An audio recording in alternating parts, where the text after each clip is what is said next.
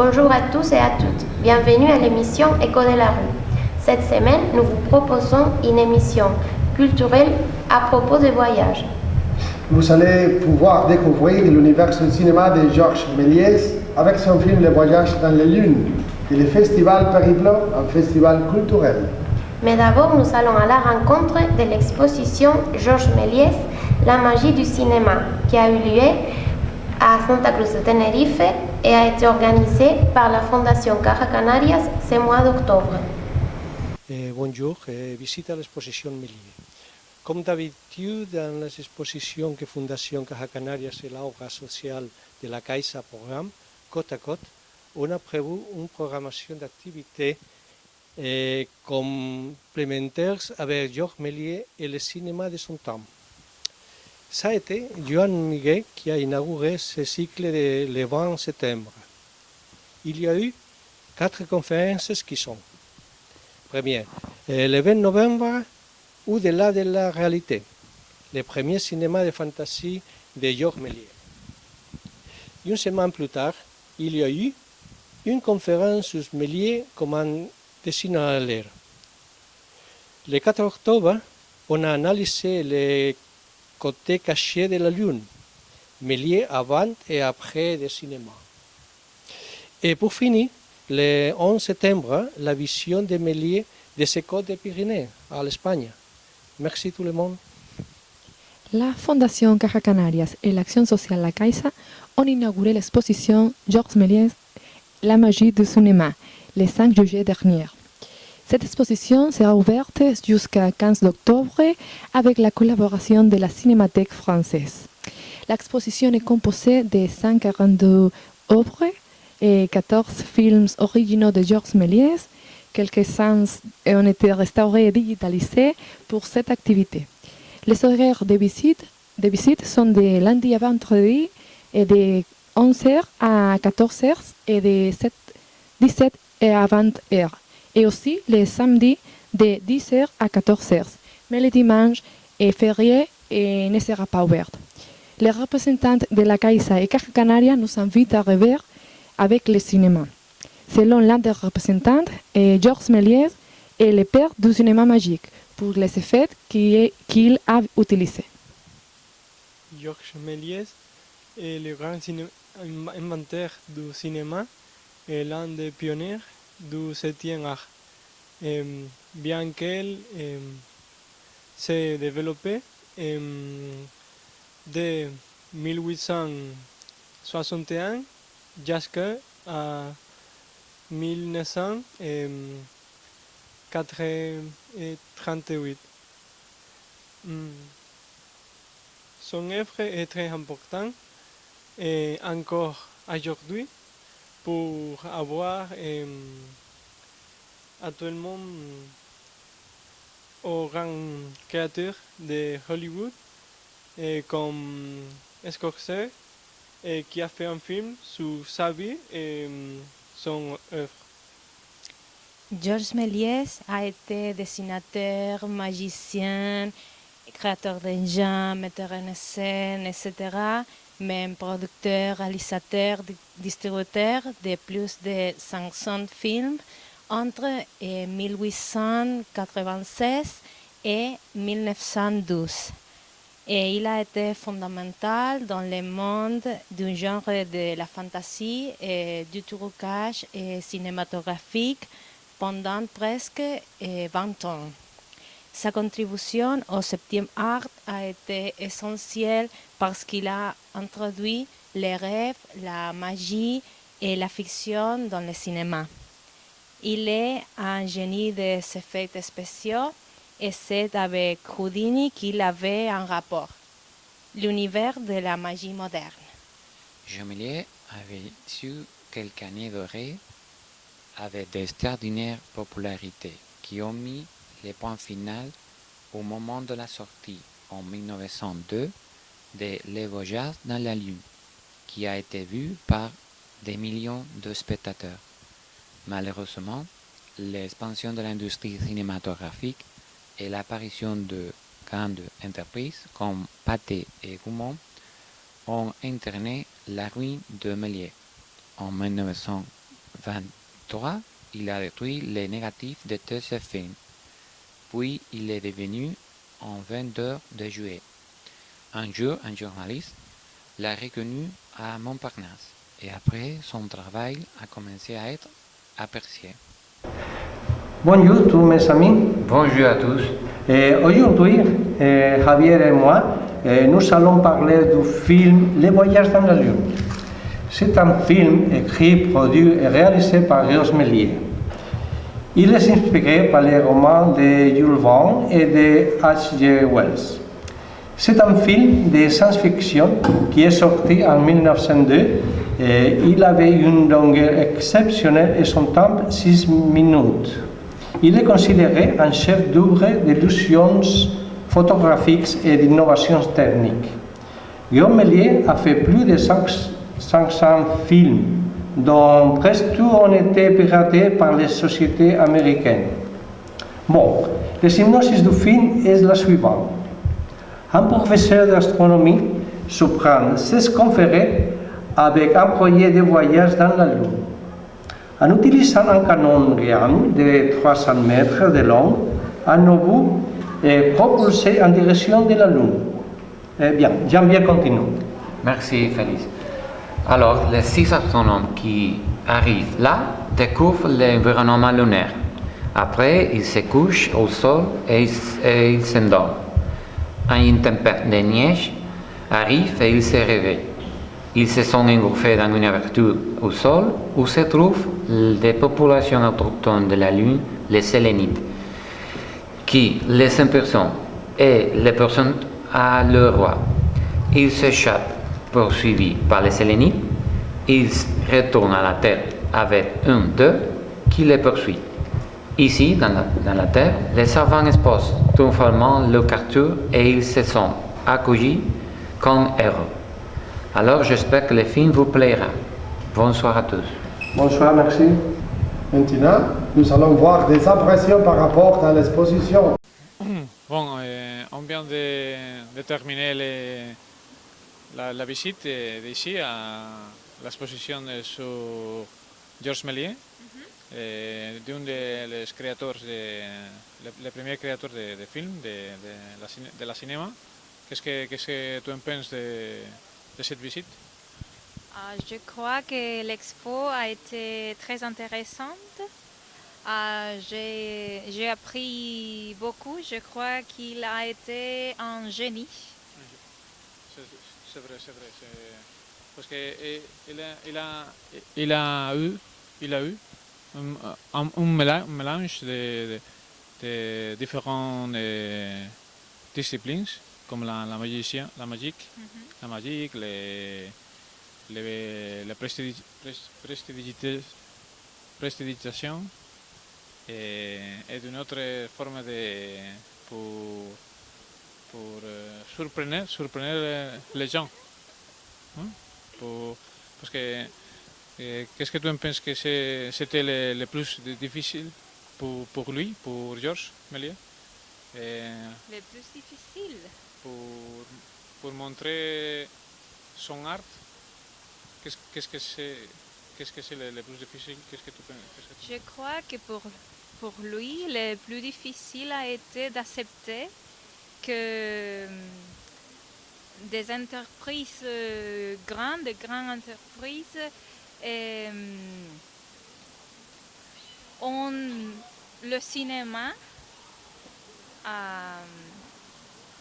on fait le cinéma différent. Il a voulu de faire un type de cinéma que les grandes entreprises n'ont pas voulu. Alors c'était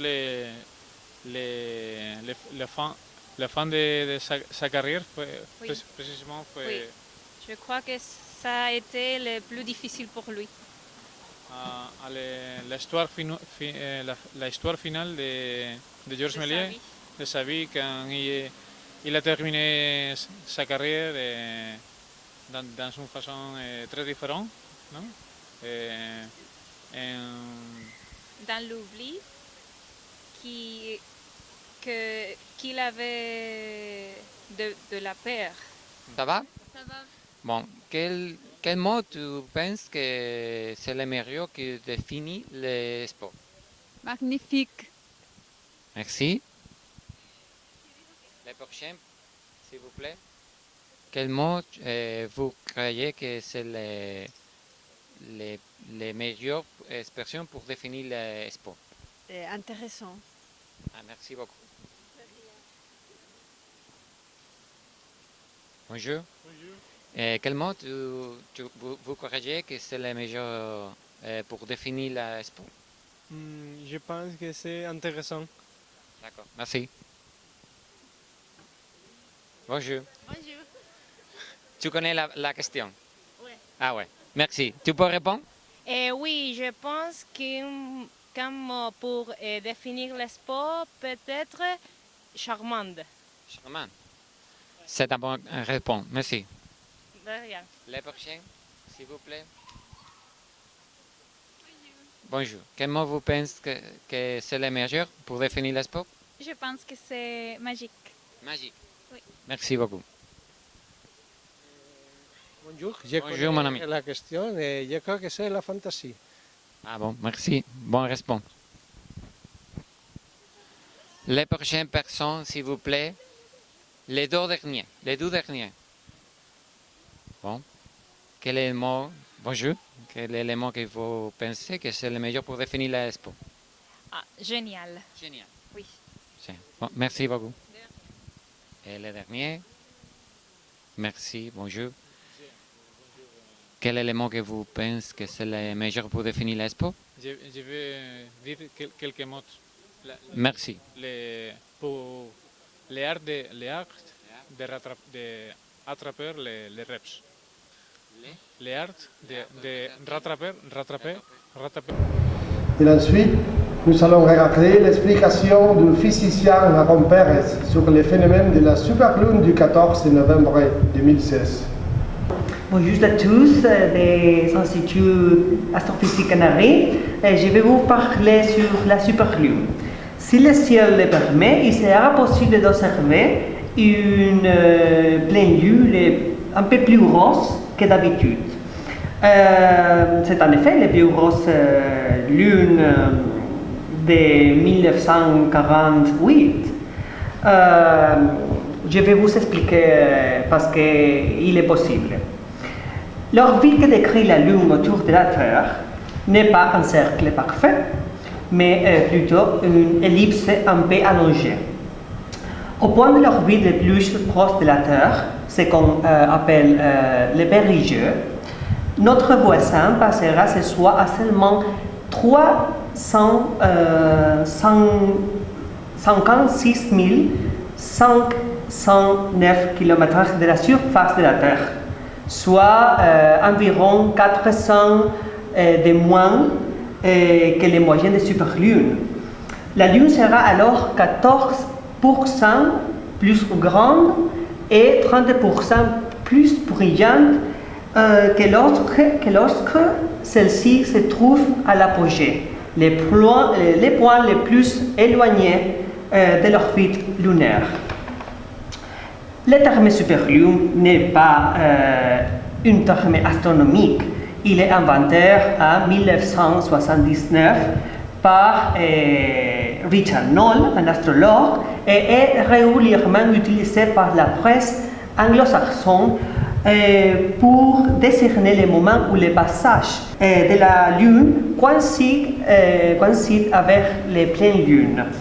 Il n'y a donc rien de scientifique dans l'emploi de ce terme, ce qui n'a qu'une justification médiatique à distinguer les pleines lunes moyennes des pleines lunes au périgée. Les différences de distance avec les autres pleines lunes de périgée d'octobre et de décembre est minime, et de l'ordre de 0,4 et 0,5. Et il est impossible que vous remarquiez une différence à l'œil nu. C'est tout. J'espère que vous avez compris toute l'explication. Au revoir. Maintenant, nous verrons des entretiens concernant les expériences de voyage dans la Lune. Salut, je suis en train de demander sur voyage dans la Lune. Est-ce que vous avez déjà voyagé à la Lune? Oui, bien sûr, parce que je viens d'acheter un studio là-bas. Donc, ça c'est la 5e fois que je vais à la Lune. Tu as beaucoup de chance. Et c'était comment? Et il faisait un peu froid, mais tu peux prendre ta valise avec tes vêtements et c'est bien. Et tu as rencontré les habitants de la Lune? Oui, bien sûr, on a fait connaissance avec, maintenant j'ai un groupe d'amis dans la Lune et on a fait un groupe de musique libre. Et ils sont sympas? Oui, bien sûr, parce que ça, on a gardé les contacts par Facebook et on a aussi les WhatsApp et quelquefois on envoie des messages. C'est fantastique, mais sur le transport, et comment est-ce que tu vas? J'ai choisi la façon moins chère. Et je prends la ligne 23, ça fait 3 heures pour arriver là-bas, et c'est très rapide et très commode. Donc c'est génial. La Lune, est-ce que vous savez y aller? Oui, bien sûr. J'ai gagné un prix le printemps dernier. Ah oui? Oui, au Carrefour pour aller à la Lune. Et combien a duré le voyage? Mes voyages commençaient en voyage gratuit a duré 1 semaine. Mais tu sais quoi? Je connais une personne qui est allée à la Lune en 3 jours. Pas comme moi. Ouais. Fantastique. À la Lune, moi, j'ai fait des différentes activités, mais surtout, je fais un tour pour voir les cratères. Je fais des spéléologies pour trouver les sélénites. Et vous savez le trouver? Non, je regardais par curieux vers la surface sur Terre, mais je crois qu'ils sont trop timides, qu'ils n'aiment pas le territoire, ou les habitants de la Terre. Nous parlerons avec Brigida et je lui ai demandé si elle a été dans la Lune quelquefois, dans vacances ou non. Est-ce que tu as été là? Non. J'ai décidé ne pas aller à la Lune parce que j'ai un ami qui l'année passée a été à la Lune et quand elle a retourné, elle vient tout fou, totalement fou. C'est vrai? Oui, et je n'avais passé par cette situation. Combien de temps il a passé là-bas? Elle a été 3 mois. 3 mois? Oui. Et elle est toute seule? Il était tout seul. Parce que les jours à la Lune, il doit approximativement 8 heures. 8 heures le vol? Non, les jours. Ah, les jours? Oui. À la Lune, c'est seulement 8 heures? 24 heures. Oui. À la Lune, la journée, c'est seulement 8 heures? C'est petit. Ouais. Ça, c'est une belle information parce que... Passe très rapide. D'accord. Et maintenant que vous savez, qu'est-ce que vous pouvez conseiller pour les gens qui ont, comment on peut dire, ils veulent y aller? Qu'est-ce que vous pouvez lui dire? Il doit y aller, pourquoi? Ça dépend de... C'est pas trop de type de voyage que tu veux. Si tu veux un voyage spectacle, non, de c'est pas le contraire, diversion, bien sûr. il n'est pas bon. Mais si tu veux un voyage de Relax, repos, silence, tout ça, vous pouvez le conseiller. Oui. Bien, d'accord. Alors, merci bien pour votre réponse et je vous dis à tout le monde bonsoir, à la prochaine. Merci. On continue notre émission culturelle avec un reportage sur le festival Périple qui a lieu ce mois d'octobre à Puerto de la Cruz. Il s'agit d'un festival culturel de littérature de voyage. On va voir maintenant un entretien avec Francis Alvarez qui a été l'organisateur du festival. Bonsoir à tous, nous allons parler avec Francis Alvarez, l'organisateur du festival Périple. Bonsoir Francis. Bonsoir Roberto. Je suis enchanté de votre invitation. Nous sommes très heureux aussi de vous avoir ici avec nous. Qu'est-ce que c'est Périple?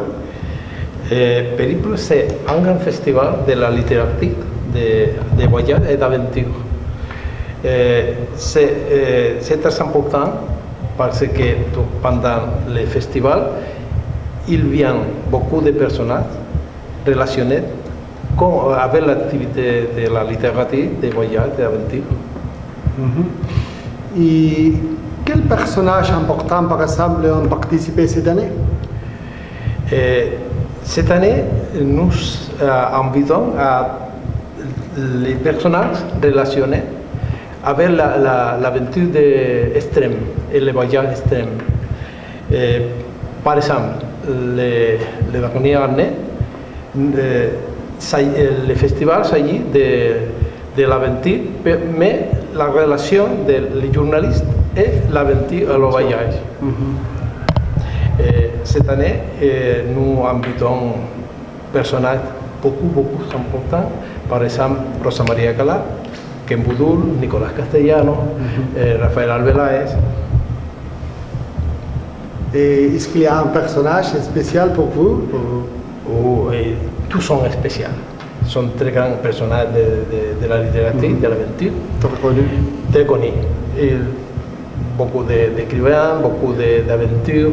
Par exemple, Rosa María Calà, c'est la première femme espagnole qui a parcouru tout le monde. Elle a obtenu une expérience très grande pendant cette viage. Tu peux nous parler de Nicolás Castellanos, par exemple? C'est très important. C'est un journaliste des plus importants de l'Espagne. Il connaît tous les pays et surtout les zones de conflit. Il ne peut parler de beaucoup de choses qui passent dans le monde. Il a visité tous les pays. Beaucoup de pays. C'est journaliste de la principale radio espagnole, par exemple la cadena SER.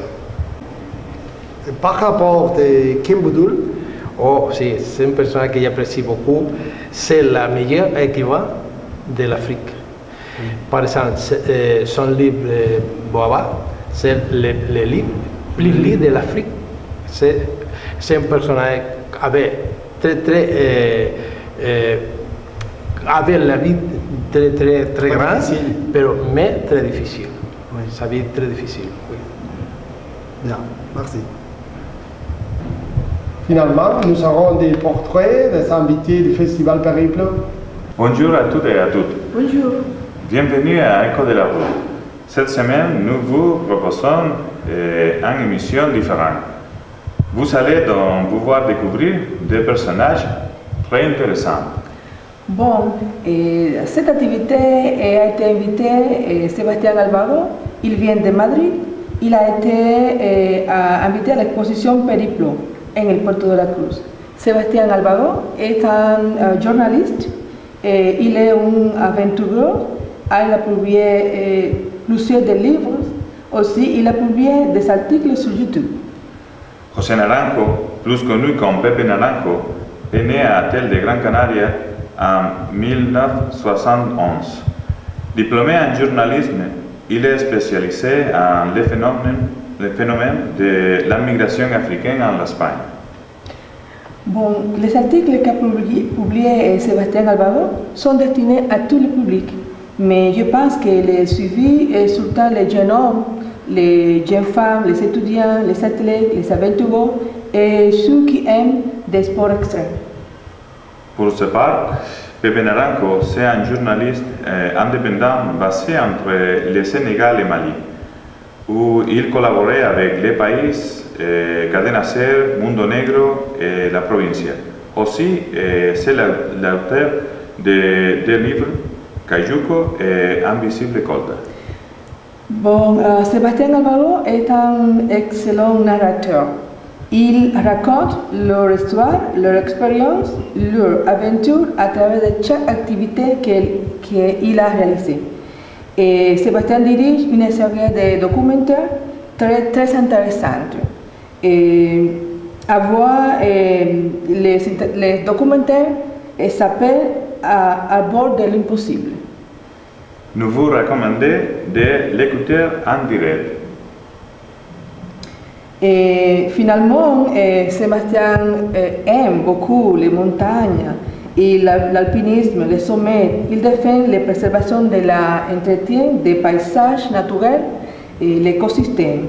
Je pense qu'il vise à apporter, guider, éduquer les gens par le biais de ces documentaires et des conférences sur l'importance de l'amour et le respect à l'environnement naturel, en particulier les montagnes. Bon week-end, à la semaine prochaine. Au revoir. Merci pour nous avoir accompagnés. On se voit la semaine prochaine. Au revoir. Au revoir.